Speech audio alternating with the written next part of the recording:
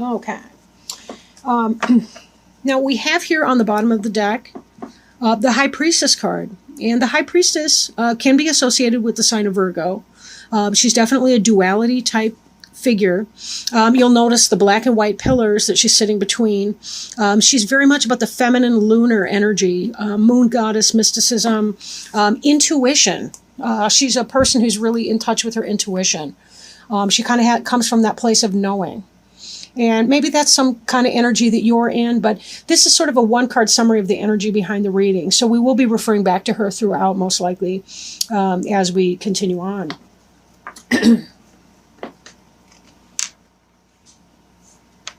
The first card in the reading, here's the Justice card in reverse. So this may be that somebody's treating you unfairly. Maybe that you're wrong-headed about a situation.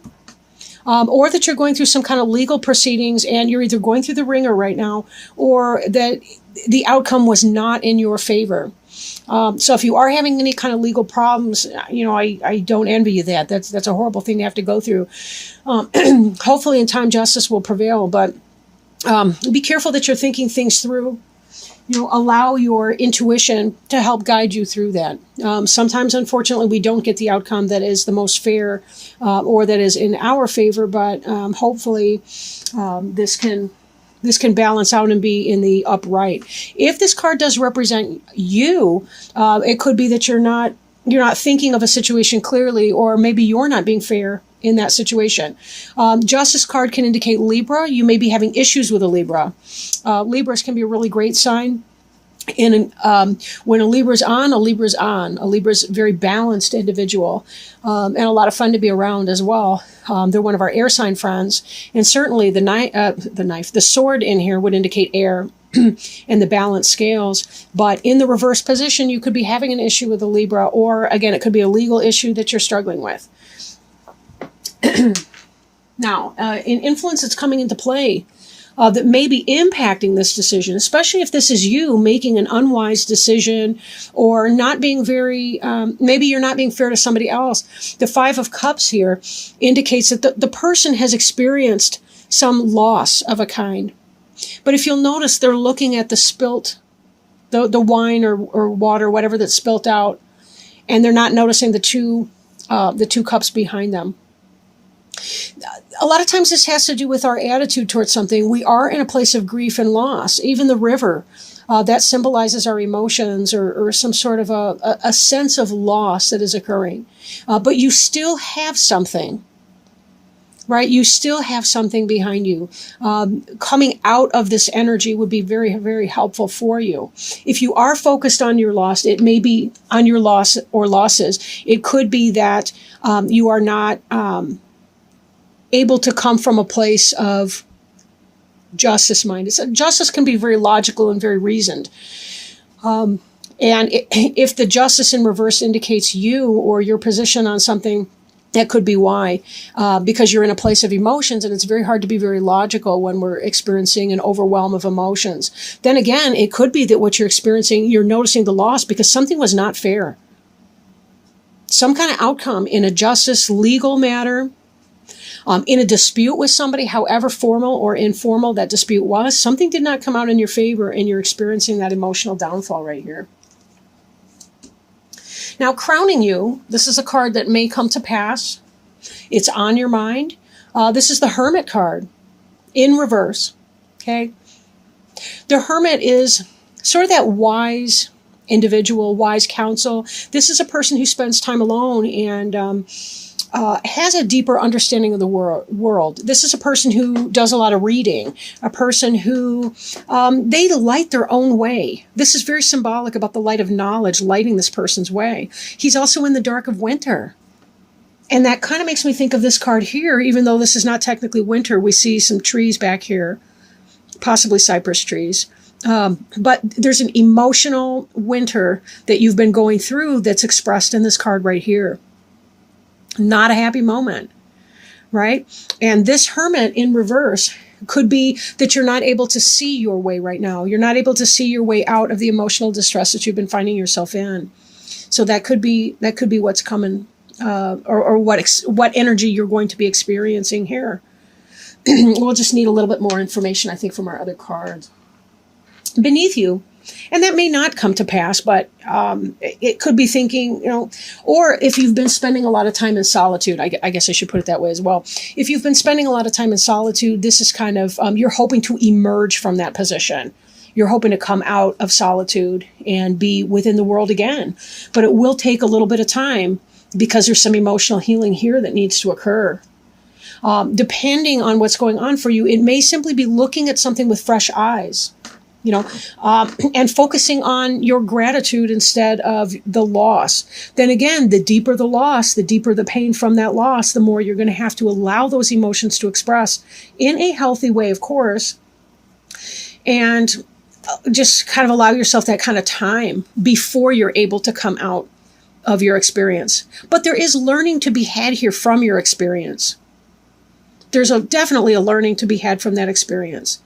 And the more you can bring light into that situation, the faster you will be coming out of that energy.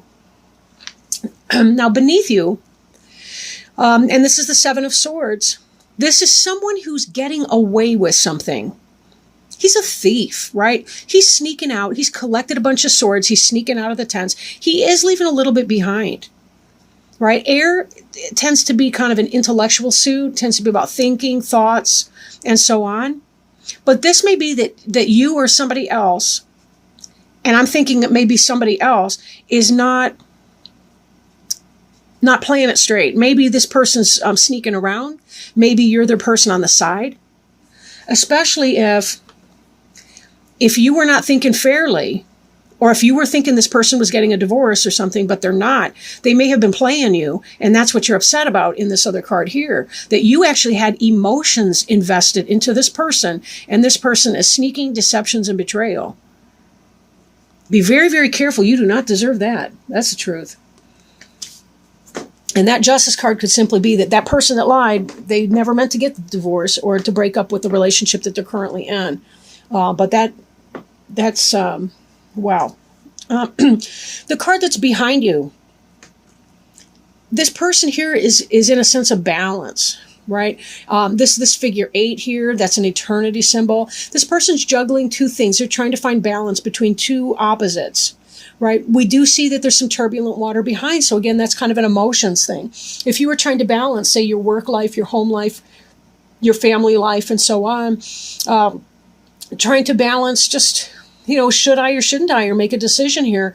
This indicates kind of a lack of balance, an inability to make a decision about something, possibly not knowing what to do in the situation because emotions are clouding your ability to make a choice regarding this person who's sneaky.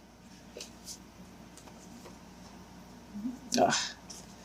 That was behind you, covering and crossing. Before you is the King of Cups, however. This is something coming into the future, into the play. The King of Cups could be a water sign, such as a Cancer, right? A Pisces, a Scorpio. But this is a benevolent person. Now, the good news is this card is not in the reverse. This person's a loving person, could be like a father figure, could be a friend, could be someone with good advice. Doesn't have to necessarily even be a male. Could be just simply a female friend who relates to you on a non-sexual level, who is someone benevolent. Or maybe it is a sexual level, whatever. But this person is a loving person towards you, and they do have your best interests at heart. Maybe that's somebody that's going to help you get through some of this heartache over here, right, by being helpful. Because we see the card representing you is the Two of Cups in the reverse. In the upright position, this is a soulmate card right here. Something's going wrong in this situation. This is not happening for you. You've just discovered that person is not a soulmate. That person's a sneaky something or other. They're sneaking around. They're in everybody else's tent. Okay? They're trying to get away with something. Or they're actually technically stealing from you. But I do feel like it's probably more about a sneaky person, right? Or someone who's taking from you in some other kind of a way. Like this theft here could be pertaining to a legal situation. somebody's suing you for something and you really seriously feel like that's unfair and they're getting away with some money, maybe from a court decision. But my feeling here is that if this is a romantic situation, it's got less to do with an actual legal situation and more that somebody was running game and telling you that they were going to break up with somebody else and they were not actually going to do it. But there is somebody who's coming in here that is really positive for you. But this soulmate card, I'd like to see it in the upright for you. It is not. Again, this person that broke your heart is not your soulmate.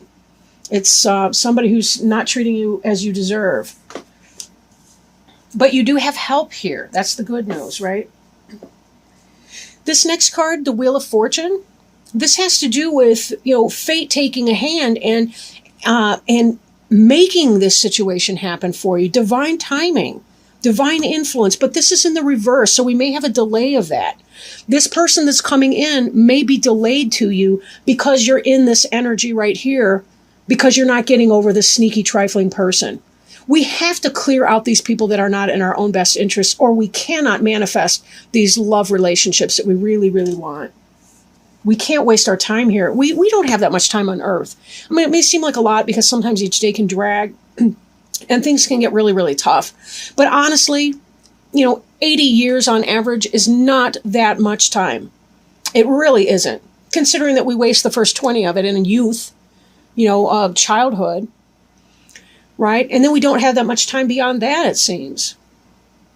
We never know when our next day is going to be our last. If you want this person to come in, if you want this Wheel of Fortune to turn in the upright and turn the wheel in your favor, there's going to be some deep emotional processing that you're going to have to do here before you can see this person coming in and be able to manifest a relationship with him. He's the guy you really want, not this cheating, liar, pants on fire kind of guy or gal or whatever. The person who's not treating you fairly, he's unjust, he's not divorcing that other person or leaving that woman he's been lying to you this whole time. Yikes. I don't know who you are necessarily. Maybe I do. But I really don't like this guy for you. Get rid of him. By the way, don't anybody ever actually get rid of somebody because I just happen to say so doing a reading. This is a general reading. This is not specific necessarily. I'm not set up at this point to do, but I do hope to be doing individual readings for people. Then we can really kind of get into the meat and potatoes and see, of a reading and see what's the energy speaking to you specifically. We can kind of riff off of each other and help you sort that through. But at this moment in time, I need to connect my PayPal accounts, everything. I want to get a new phone. I don't like how I seem to be running short of memory, blah, blah. I don't want to talk to you about my business efforts, but whatever. That will be coming. I'm not sure exactly when, but I will be getting that up as soon as I possibly can. This hopes and fears energy, it's the Five of Swords, but in the reverse. In the upright, we're looking at a person who is victorious over a situation for a time, or you may be one of these people who's walking away without your swords. You've lost the battle, and you're walking away to regroup. In the reverse of this energy is still going on. You're still dealing with the struggle with this person and the downfall from that. You're hoping and fearing this type energy here, where someone is in some serious struggle with you. You're struggling with that. Of course, right? So there's that. You're fearing this type of energy, but in a sense, you're hoping for it as well. Maybe you still haven't emotionally given up on this situation.